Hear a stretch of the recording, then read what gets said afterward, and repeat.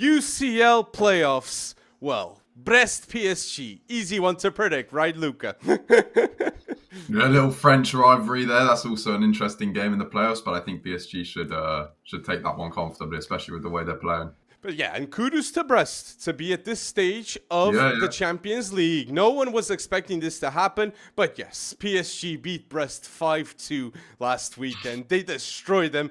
Like, it was insane. And I gotta say that PSG this season, if you haven't watched the game, please just do it. Just do it. They're playing fantastic football, and we're going to be talking more about them in the transfers section. So we both go PSG going through. And now, Sporting against Dortmund, Luca. I'm dying to know what you're thinking here.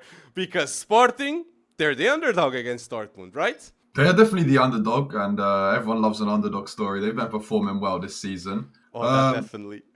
Dortmund did perform well in their last Champions League group stage. They were firing, scored a lot of goals. I'd probably edge it to Dortmund, but I wouldn't be surprised if Sporting did put an upset. They are an I understand why you're saying Dortmund. You have Guirassy, that is the joint top goal scorer of the Champions League. But look, Gyökeres is not 100% fit. Morten Huilman is the best midfielder of both teams, definitely at Sporting and Dortmund, okay? So I'm going to back my people. I'm going to back Sporting going through in this match because, yes, Ruben Amorim left. João Pereira replaced him. He was shambolic, unfortunately for Sporting fans. But now there's a new coach named Rui Borges that he's doing a phenomenal job. And this is the place where I can say this, Luca. I don't know if you saw the Porto Sporting game. Giovanni Kenda, 17-year-old Portuguese wonderkid, he's going to the highest stage of football. If you do not know the name of this player, the technique, the vision, the decision-making, and even like the physical attributes that he already has at 17. He's so fast, he's strong. It's insane. And I've said it before, if there's one player that Ruben Amorim is going to take from Sporting to United, it's not Gyökeres, it's Giovanni Kenda. So you gotta pay special attention to Kenda in this matchup against Dortmund, people. So, and there are others, Diamande. There's a lot of wonder kids that are worth a shot. The best. So I'm gonna go with Sporting, but I respect your choice with Dortmund, Very bold. which it makes complete sense. Exactly. It is bold. It is bold. And now we gotta go with your big team, La Bella Senora. Juventus against PSV. That look, PSV's top of Eredivisie. It's not going to be an easy match, right? It's not going to be easy, Alex. At the start of the season, we did beat them 3-1 in the Champions League. I was actually at that game and we played very, very good football. But that was a different sort of Juventus team. We had, obviously, the only real differences was Bremer and Cabal was healthy, but we were playing a lot better. We were creating a lot more chances. Defensively, we were a lot more solid. So it's quite strange. Within the span of like 5 odd months, it's two completely different teams. But I do still think, I think we can get a result here. We're at home as well in the first leg, so we're definitely the favourites. Kolo Muani, we have to show respect to him because 5 goals in his first 3 games, he's carrying us really at the start. We're relying on him a lot, which is a bit worrying because I always feel like being dependent on one man is not very sustainable, but he's a very good striker, playing really well. I'm going to back us to win in the first leg, yeah. And you have Vlahovic on the bench. He didn't leave. A lot of speculation. Yeah. Andrea Cambiaso, he didn't leave. He's still there. He's injured at the minute, so I'm not sure if he's going to be...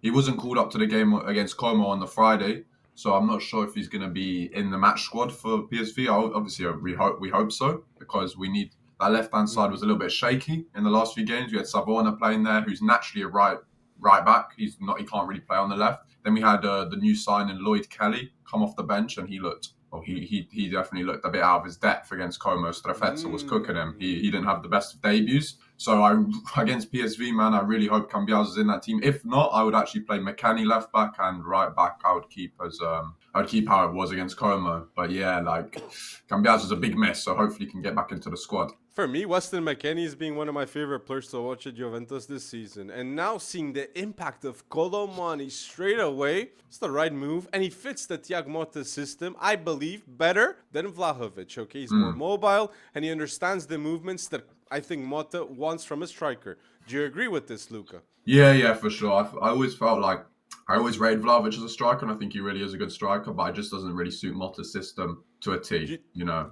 Do you think it will become permanent, maybe, the Colomwani signing? I'm not too sure because we don't have the option or obligation to buy, and I feel like him performing this well, it doesn't really help. Well, it helps us now, but in the summer, if we were to try and buy him, it would raise his market value quite a bit. So PSG might demand more than they would, say, the day we signed him.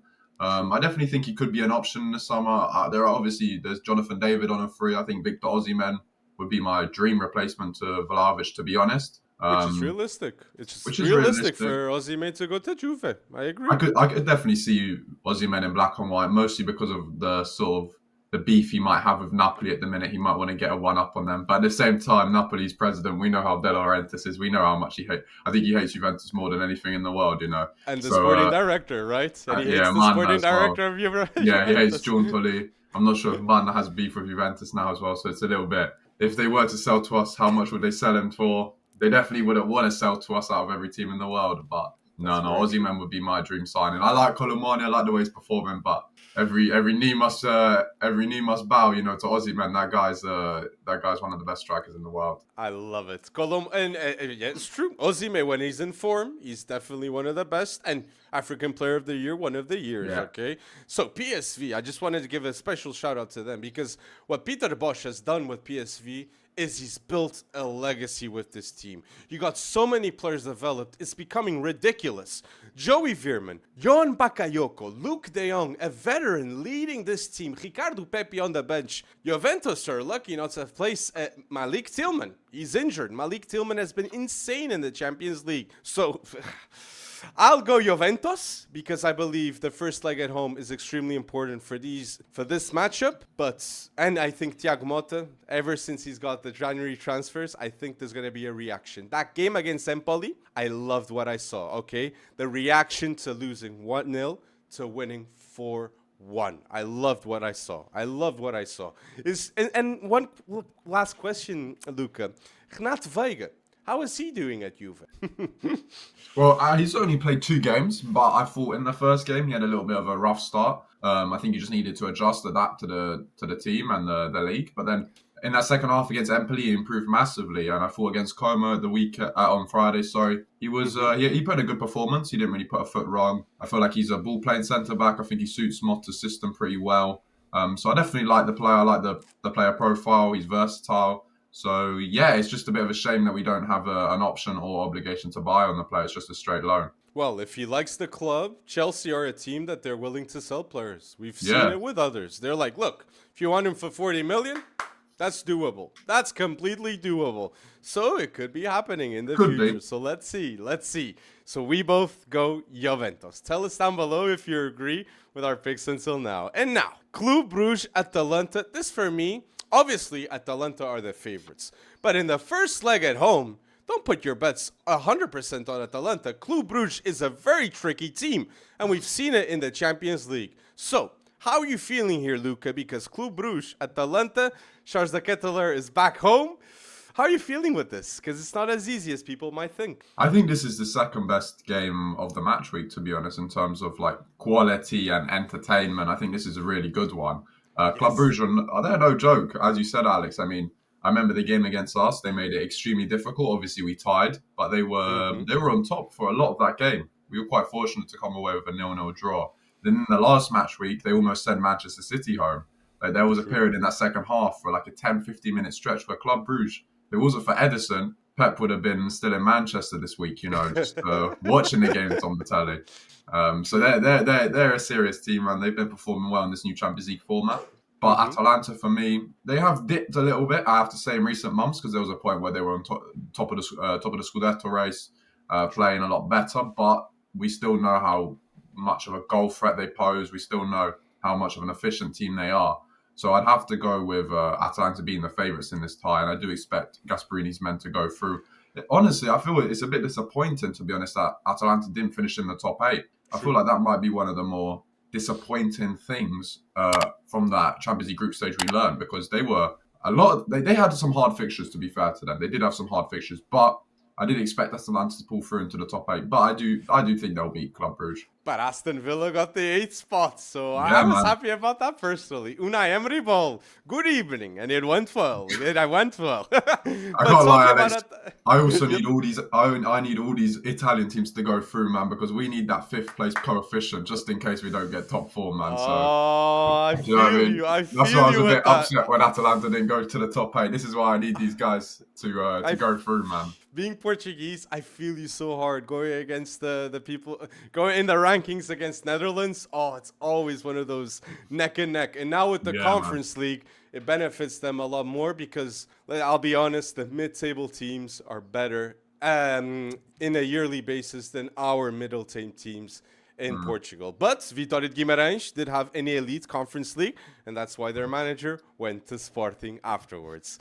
So I just wanted to mention with Atalanta a quick fact that Retegi, what was that? Retegi scored a first hat-trick, first half hat-trick. It's the first half hat-trick in the Serie A. It's the first time since Immobile in 2021. He scored 4 goals against Verona.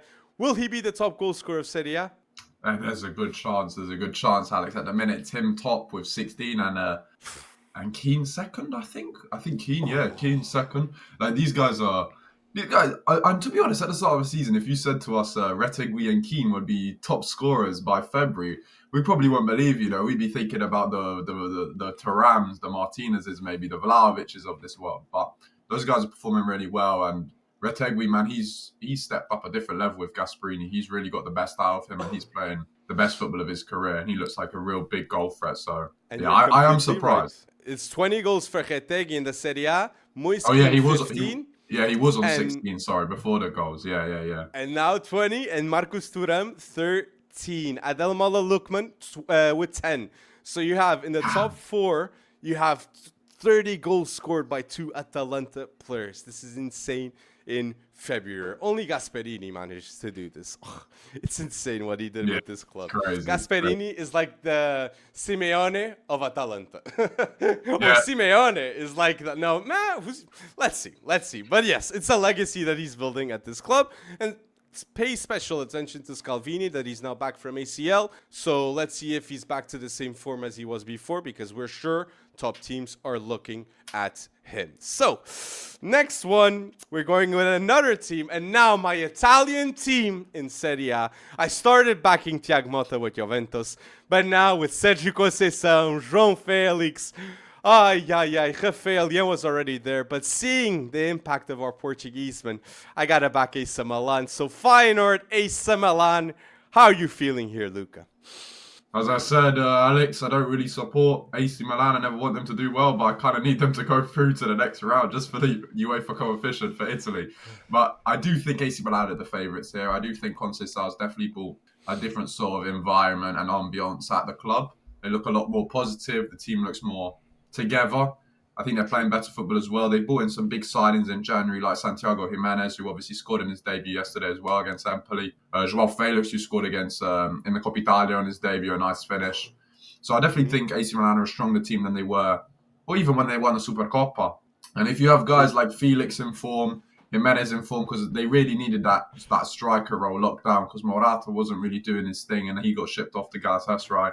If you got Leao firing, obviously Pulisic has been firing this season. Obviously, Reinders has been doing well. You have a lot of different goal threats in that midfield / attack. So I definitely think AC Milan are a team to sort of be a bit cautious about. And look, Feyenoord, they're not a bad team by any stretch of imagination. They got some good players in there. Hansko, a very good defender. But I do think AC Milan are probably the favourites at the minute. Their best player, the Feyenoord's best player, literally went to their opponent in the Champions League playoffs, Santi Jimenez.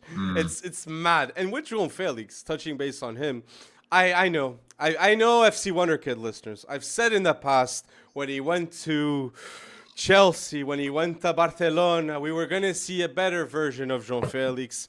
And it never happened because the best version of João Felix was at Benfica, playing Yeah. at the false nine and having Seferovic in front of him. But now, at AC Milan, he has a manager that knows him extremely well. He has a striker that is much better than Seferovic, which is Santi Jimenez. He's got Rafael Leão and Pulisic that...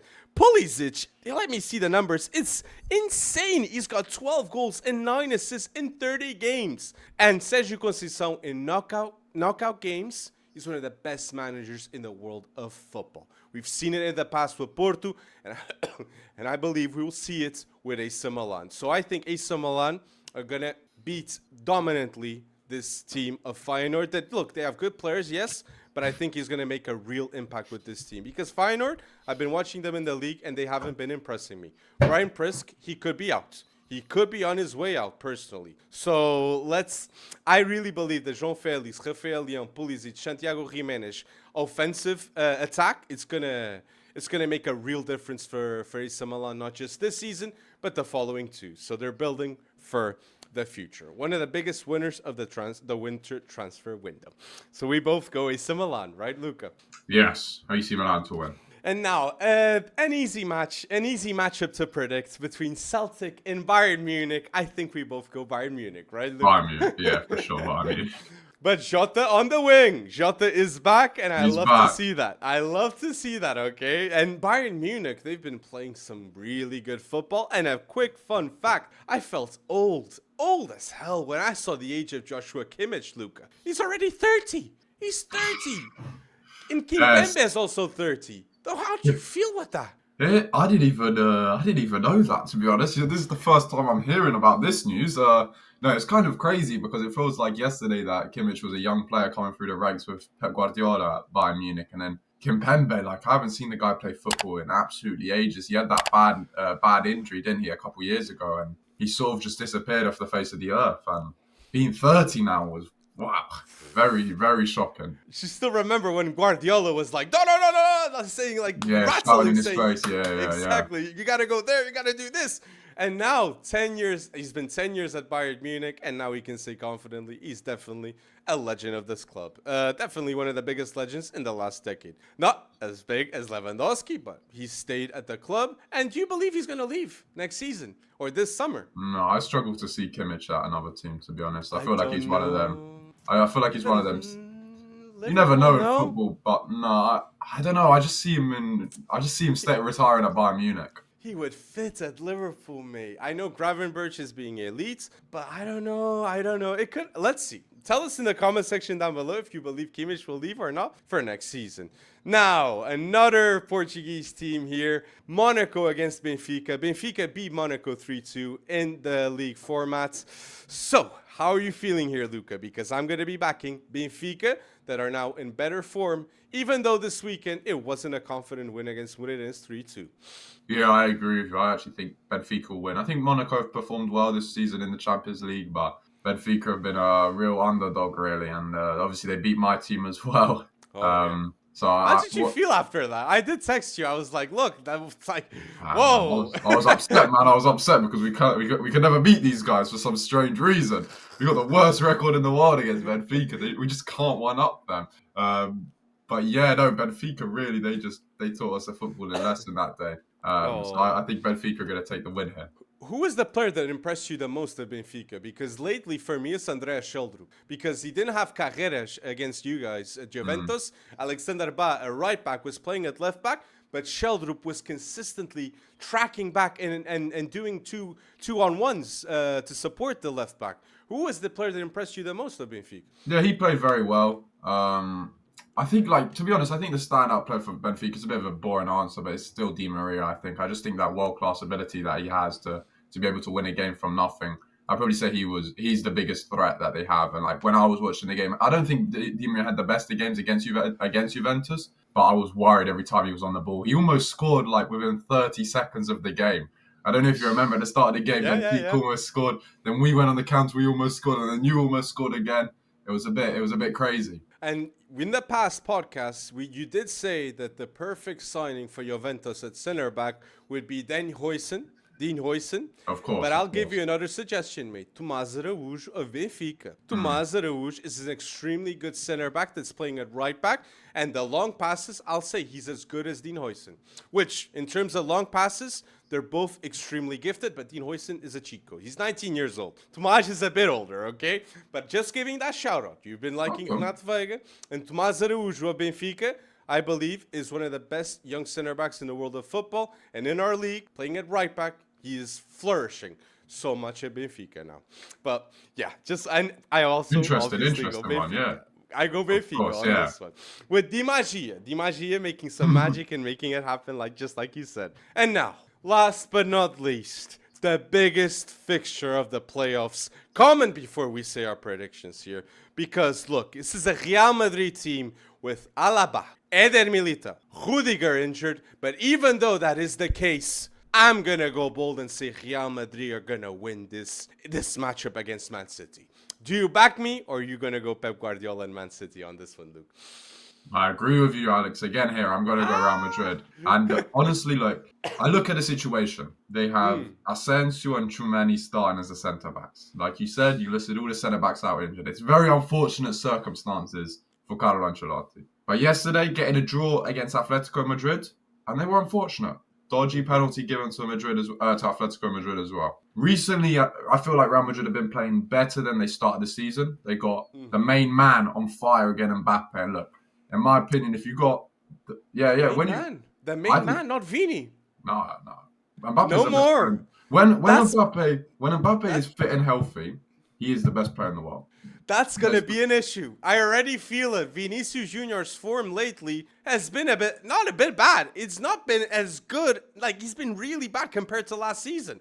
He's been injured recently too. But Mbappe's taken it to a whole new level. Scored again yesterday. The guy's unstoppable. And when he's on form, you have a very good chance of winning. And I think Manchester City's form, obviously they are playing better and getting more results than they were, say, October, November, December time. But I do think Madrid probably have got the edge in this tie. And look, Madrid in the Champions League, I never really want to bet against them just because of their heritage. And we know how dominant they are in the UCL. So I'd go Madrid here. And great mention about the Atletico de Madrid game, because Raúl Asensio in that game was insane. 100% duels won, ground duels, aerial duels, even the starting tackle to Simeone.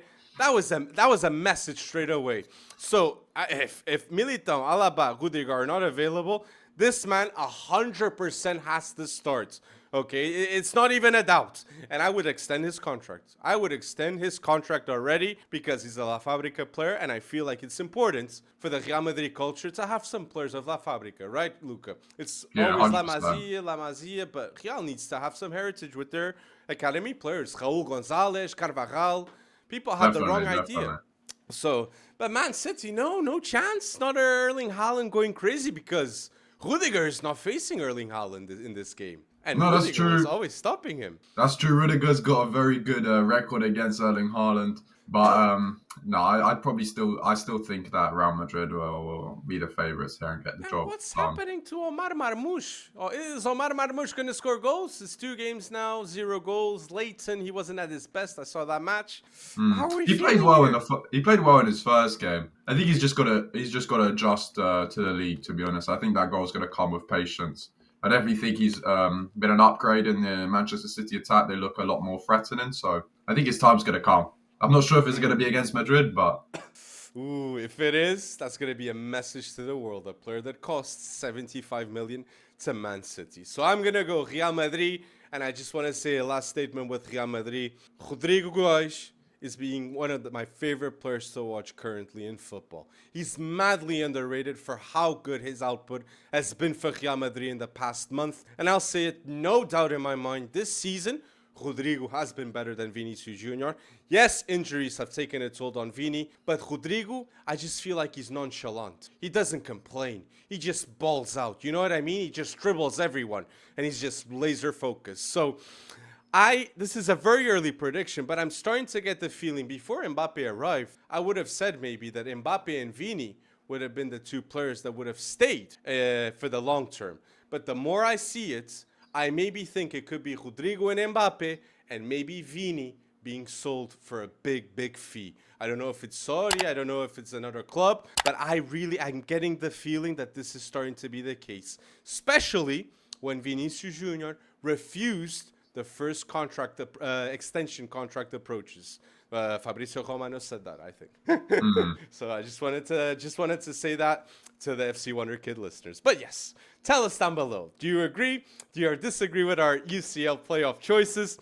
I think we went extremely fair, and I think we got all correct. I really think we got all correct. So let's see in 2 weeks' time if we are right or not. Make sure you like this video and go bold FC Wonderkid listeners.